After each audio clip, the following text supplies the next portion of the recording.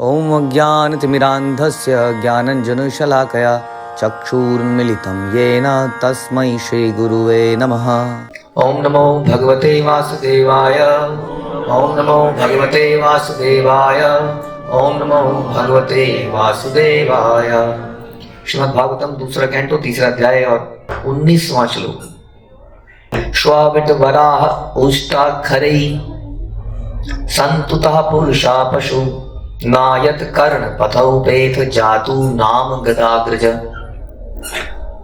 कुत्तों, सूकरों, ऊंटों तथा गधों जैसे पुरुष उन पुरुषों की प्रशंसा करते हैं जो समस्त बुराइयों से उद्धार करने वाले भगवान श्री कृष्ण की दिव्य लीलाओं का कभी भी श्रवण नहीं करते।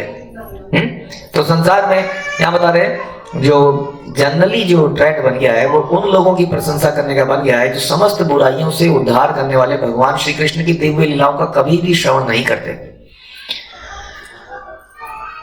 तो ऐसा हमने कई बार सुना श्रीमद् भागवत में ही कि मनुष्य का वास्तविक, जैसा अभी हम सुन रहे थे, वास्तविक कर्तव्य क्या है कि वो भगवान के विषय में सुने, श्रवण करे और कथन करे। इससे उसके अंदर शुद्धि होती है, वो अपने वेगों को कंट्रोल कर पाता है।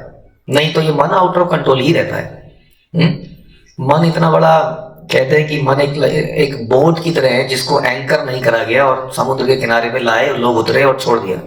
थोड़ी देर में वो ऐसे ऐसे ऐसे ऐसे करता करता बीच समुद्र में पहुंच जाता है। तो उसको एंकर की आवश्यकता होती है। वो एंकर बहुत ही सॉलिड होना चाहिए। आपको पता ही है, एंकर अगर किसी चीज पे बंधा है तो बहुत सॉलिड होना चाहिए, नहीं तो उसको उखाड़ के ले जाएगा। तो हम लोग एंकर करने की कोशिश करते हैं मन को किसी खाने की चीज में, किसी कपड़े में, किसी अच्छे घर में। हमें लगता है कि ये हो जाएगा तो सब सेट हो जाएगा, लेकिन वो और ज्यादा बिविल्डर हो जाता है। इसलिए वो एंकर बोला जाता है। मन का एंकर है भगवान। जब उनके चरणों में लगता है तो उसको धीरे धीरे शांत होता है।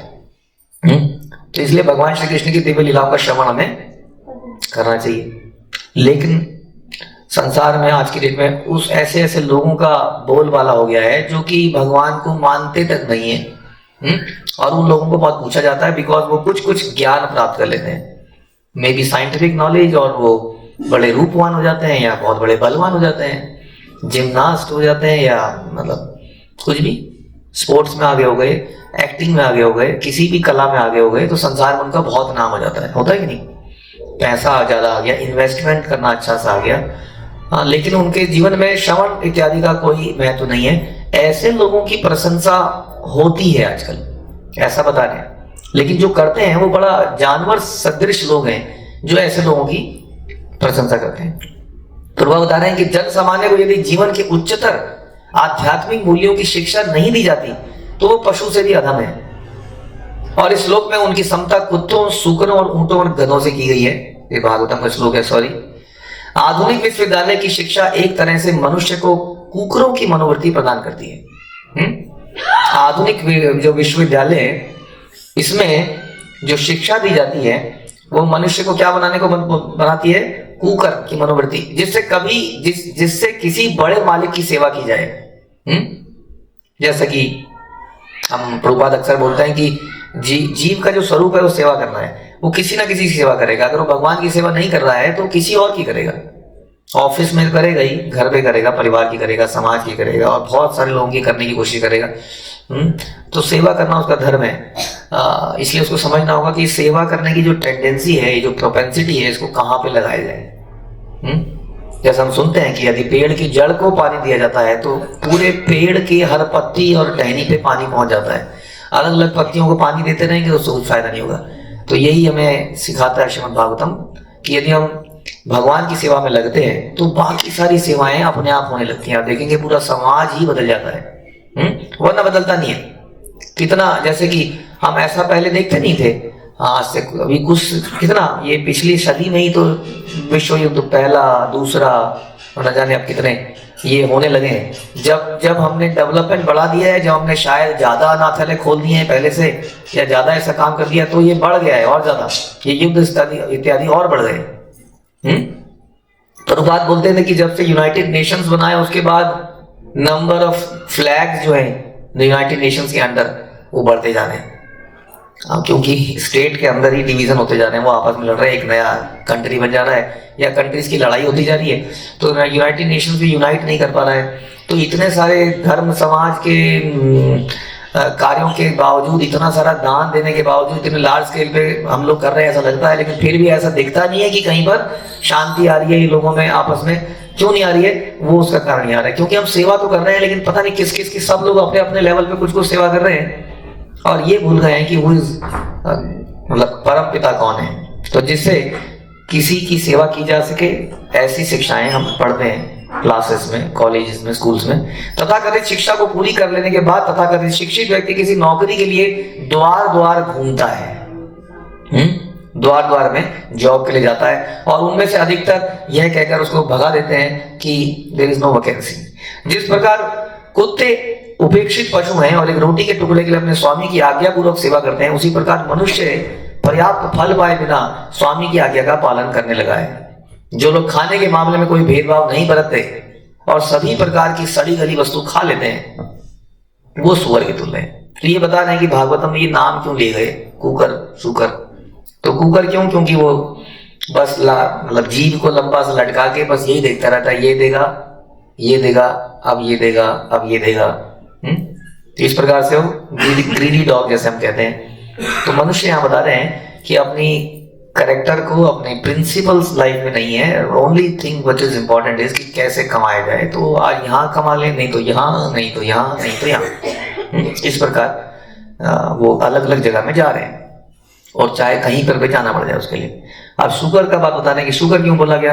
क्योंकि शुगर इसलिए बोला गया कि वो सड़ी गली वस्तुएं खाता है, उसको मल खाना पसंद है। इस तरह वो मल पशु विशेष का प्रिय खाद्य है।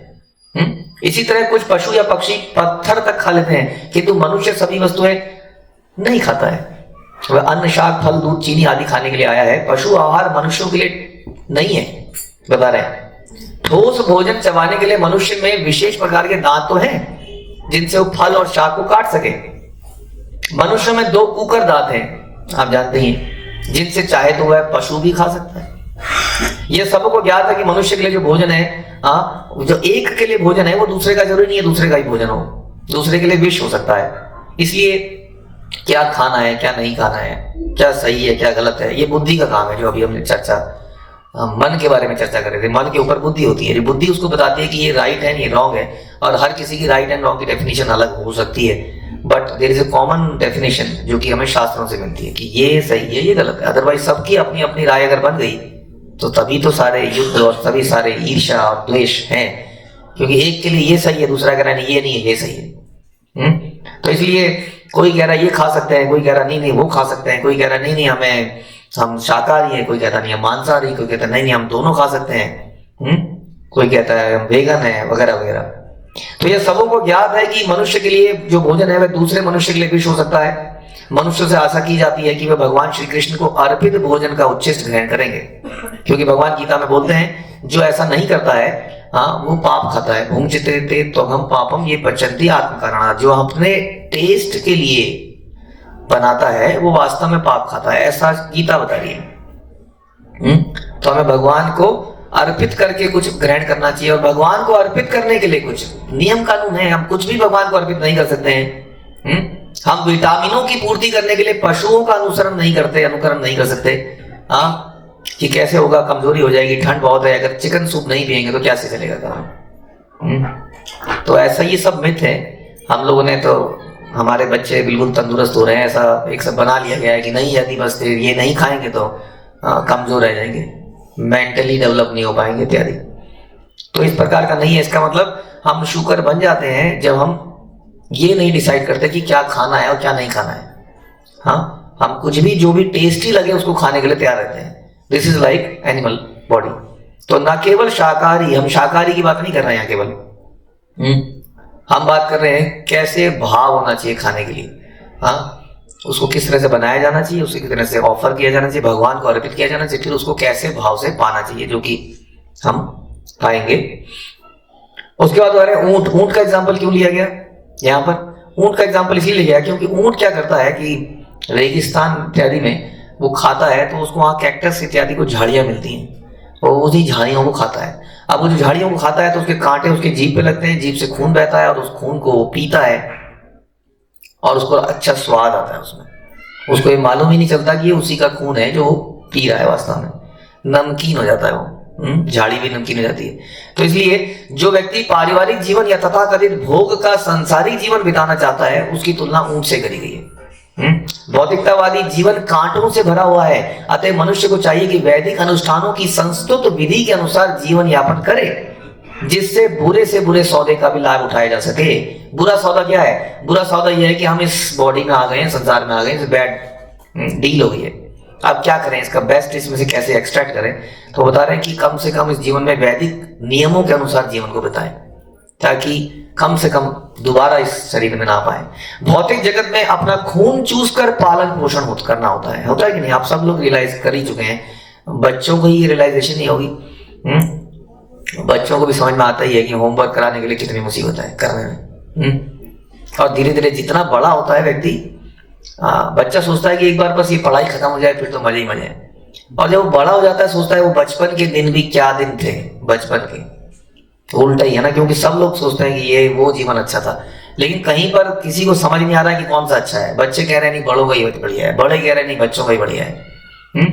तो इसलिए यहाँ पर क्या है, जीवन कैसे बता रहे हैं कि यहाँ पर बहुत ही कष्ट में खून चूस कर काइंड ऑफ ऐसा लगता है कि पालन पोषण होता है। भौतिक भोग का आकर्षण केंद्र विषयी जीवन है। विषयी जीवन मतलब क्या होता है? Life which is based on sense gratification. विषयी जीवन का भोग अपना खून चूसना है। इस प्रसंग में अधिक कहने की आवश्यकता नहीं है, जैसे ऊंट का एग्जाम्पल हमने दिया। हाँ, उसको भी झाड़ी बड़ी अच्छी लगती है, उसको पता ही नहीं चलता वो अपने आप को ही खा रहा है। उसी तरह से हमें बहुत मेहनत करने के बाद जीवन में थोड़ा सा कहीं से सुख मिलता है, नौकरी में या किसी जगह पर, लेकिन उसके साथ में इतने सारे और कष्ट जुड़ जाते हैं कि हम उसको समझ ही नहीं पाते हैं। तो ये समझने का विषय है कि अगर हम डिटेल में जाएंगे, डीप में जाएंगे, तभी इसी को रियलाइज कर पाएंगे कि क्या हमें जितनी एफर्ट्स हम डाल रहे हैं, जितना पेन हम डाल रहे हैं, उसके बदले में क्या उतना मिल रहा है, तभी रियलाइज होगा। लेकिन हमें लगता है कि नहीं, हमने थोड़ी सी गलती कर दी है, शायद अगर ये गलती नहीं करते तो ये हो जाता। बट क्वेश्चन है कि हम कब से अपने आप को देख रहे हैं, बड़ी गलती तो सुधर नहीं रही है, हमेशा कोई ना कोई नई समस्या जीवन में आई जाती है। तो यह बता रहे थे, इसलिए ऊंट का एग्जाम्पल इसलिए दिया गया। इसी प्रकार बड़े बड़े व्यापारी, उद्योगपति विभिन्न साधनों से या संदेहास्पद साधनों से धन कमाने के लिए कठोर श्रम करते हैं। आप गधे की बात करते हैं, गधा क्यों बोला गया? गधा इसलिए बोला गया क्योंकि गधा दिन भर बहुत काम करता है, इतना काम करता है कि उसको गधा बोला जाता है। बताइए, जो काम करे वो तो अच्छा व्यक्ति होना चाहिए ना, उसको गधा क्यों बोला जाता है? क्योंकि उसको बदले में थोड़ी सी घास मिलती है। हाँ, हमारे शास्त्र में हमारे आचार्य बताते हैं वो घास उसको बिना उतने काम करे अपने आप ही मिल जाती कहीं पर भी, लेकिन वो उसके लिए इतना कठिन परिश्रम करता है। तो उसी प्रकार मनुष्य भी कई बार हो जाता है, जो अभी हम चर्चा कर रहे थे, वो इतना लेबर कर लेता है किसी चीज के लिए और अंत में उसको क्या मिलता है ये सोचने का विषय कि मिलता क्या है। और हम समझते ही हैं कि कैसे अचानक से आदमी संसार को छोड़ के चला जाता है। उसके सारे व्यवस्था, सारे जो उसने कन्वीनियंसेस इकट्ठे करे होते हैं वो वहीं के वहीं पड़े रह जाते हैं। तो मनुष्य जीवन यह बता रहे हैं, यह जीवन अर्थदम अर्थात मूल्य प्रदान करने वाला कहलाता है। और जीवन का सबसे बड़ा मूल्य क्या है? यह भगवत धाम को वापस जाना है। मनुष्य के स्वार्थ का लक्ष्य भगवत धाम वापस जाना होना चाहिए। गधा अपना हित नहीं समझता है, वह दूसरों के लिए कठिन परिश्रम करता है। जो मनुष्य मानव जीवन में अपने निजी हित को भूलकर दूसरों के लिए कार्य करता रहता है, वह गधे के समान है। मानव जीवन इतना महत्वपूर्ण है कि स्वर्ग के देवता भी इस संसार में धरती में आके आना चाहते हैं, क्योंकि मानव शरीर में ही मनुष्य भगवत धाम को सरलता से वापस जा सकता है। क्योंकि देवलोक में, देव शरीर में इतनी सुविधाएं मिलती हैं कि मनुष्य जीवन के कष्टों को समझ ही नहीं पाता है और उसी में खो जाता है। अगर बहुत ज्यादा आराम मिल जाता है, बहुत ज्यादा कन्वीनियंस मिल जाती है, तो क्या होता है? कन्वीनियंस मिलने से हम जीवन की समस्याओं को भूल जाते हैं। तो यदि ऐसा महत्वपूर्ण शरीर प्राप्त करके भी कोई गोविंद श्री कृष्ण के साथ अपने भूले हुए नित्य संबंध को पुनः स्थापित नहीं कर पाता, तो वह निश्चय ही मूर्ख है। जिसने अपना सारा स्वार्थ भुला दिया है, यह मनुष्य देह 84 लाख योनियों में घूमता रहता है, जैसा हमने सुना। तो आर्थिक विकास के लिए प्रयास करने में कोई हानि नहीं है। For economic development we should work, but किंतु मनुष्य को जीवन के असली उद्देश्य को नहीं भूल जाना चाहिए, अदरवाइज वो गधे की तरह बन जाता है जो काम करता रहता है, काम करता रहता है, काम करता रहता है। अतएव श्रीमद् भागवत द्वारा आध्यात्मिक प्रकाश के बिना सामान्य मनुष्य को कुकरों यानी कि like dog and pigs and ये जो ऊंट गधों की श्रेणी में नहीं जाना है, इस तरह का व्यवहार नहीं करना है। भले ही ऐसे अज्ञानी जनसमूह के नेता तमाम सुगुरों द्वारा पूजित होने के लिए गर्वित हो, हाँ, डोंट गो भाई कौन व्यक्ति कितना फेमस हो गया है, किसकी कितनी प्रशंसा हो रही है, ये इसकी पैकेज एनुअल पैकेज इतना है तो अब इसको पूछा जा रहा है तो मैं भी इतना पैकेज कमाने का प्रयास करूं। कौन कितना बढ़िया ड्रेसअप होता है उसकी बड़ी वाहवाह होती है तो मैं भी अच्छा ड्रेसअप होने का प्रयास करूं। देन अगेन हम यही कर रहे हैं। भागवत तो खुला घोषित कर दिया कि कोई व्यक्ति भले ही ऐसे सुगरों कुकरों के वेश में मनुष्यों का नेता ही क्यों ना बन जाए, किंतु यदि उसे कृष्ण के विज्ञान के से अवगत होने में कोई रुचि नहीं है तो ऐसा व्यक्ति पशु के अतिरिक्त कुछ भी नहीं है। उसे शक्तिशाली प्रबल पशु या विशाल प्रमुख पशु कहा जा सकता है। किंतु श्रीमद् भागवत के अनुसार उसे अपने नास्तिकतावादी स्वभाव के कारण मनुष्य की कोटि में नहीं रखा जा सकता, अथवा दूसरे शब्दों में कुकरों सुकरों जैसे व्यक्तियों के ईश्वर विहीन नेता पशुओं से भी बढ़कर हैं जिनमें पार्श्विक गुणों का अनुपात अधिक है। तो भागवत जो है, इसलिए भागवत इतनी इंपॉर्टेंट है कि बहुत ही कड़वा कई बार लिखा जाता है। हमें लगता है कड़वा क्योंकि हम वो गलतियां कर रहे हैं, नहीं तो संसार में बहुत सारे ग्रंथ हैं जिसमें केवल यही लिखा है ये करोगे तो ये मिलेगा, ये करोगे तो ये मिलेगा, ऐसा कर लो ये हो जाएगा। उसको पढ़ के सुन के हम लोग आनंदित हैं, लेकिन ये क्योंकि हमारे ऊपर एक चोट पड़ती है तो इसको सुनने के लिए लोग ज़्यादा इंटरेस्टेड नहीं होते हैं। लेकिन भला इसी में है क्योंकि हमारे लिए लिखा गया है, क्योंकि हमारी तेजी से ये लाइफ बीत रही है, हर दिन बीत रहा है तो ये लाइफ का एक दिन कम हो जा रहा है। आज नया साल है बट आप देखेंगे कुछ समय बाद एक और साल आ जाएगा। जैसा कि आपको पिछला साल भी याद होगा कि पिछले नए साल में भी आप कहीं पर बैठे थे, कुछ कर रहे थे। इस प्रकार साल भर साल बीते जाएंगे और अचानक एक दिन हमारी मृत्यु आ जाएगी। तो उससे पहले हमें अपने वेगों पे कंट्रोल करना है, अपने मन पे कंट्रोल करना है और मनुष्य जीवन का सही लाभ उठाना है, which is knowledge about Krishna, discussion of कीर्तन, श्रवणम कीर्तनम विष्णु स्मरणम, ऐसा हम कर पाए। ठीक है, हरे कृष्णा। ग्रंथराज श्रीमद् भागवतम की जय, श्रील प्रभुपाद की जय।